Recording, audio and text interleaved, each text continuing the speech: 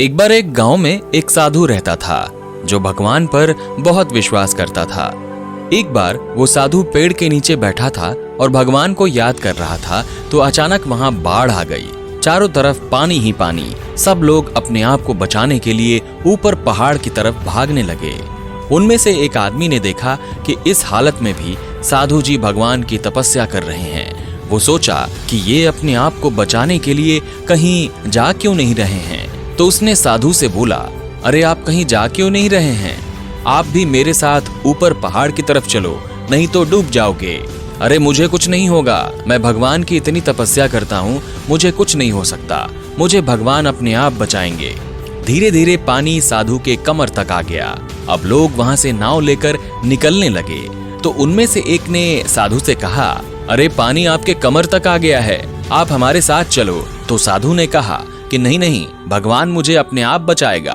और वो नाव वाला भी वहां से निकल गया।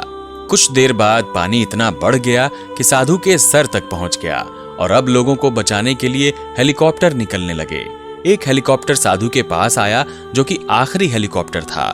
साधु के पास नीचे रस्सी फेंकी और बोला, इसे पकड़ो और ऊपर आ जाओ, नहीं तो आप डूब जाओगे। ये आखिरी हेलीकॉप्टर है और आपके पास दूसरा कोई रास्ता नहीं है बचने के लिए।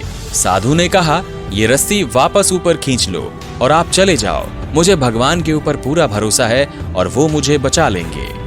पानी काफी ऊपर आ गया और पेड़ डूब गया और साधु की भी डूबने से मौत हो गई।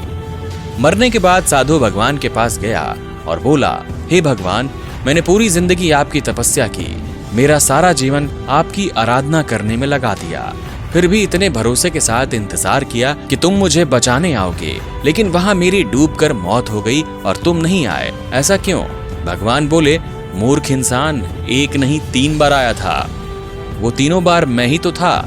पहला पैदल, दूसरी बार नाव के द्वारा और तीसरा हेलीकॉप्टर के द्वारा, लेकिन तुमने मेरा एक भी अवसर पहचाना नहीं। पता नहीं किसका इंतजार कर रहे थे।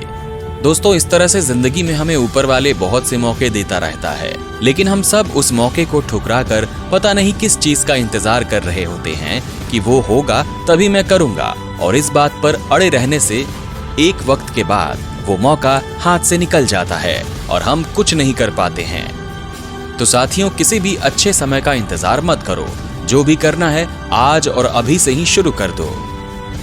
दोस्तों, कहानियां ऐसी जो जिंदगी बदल दे।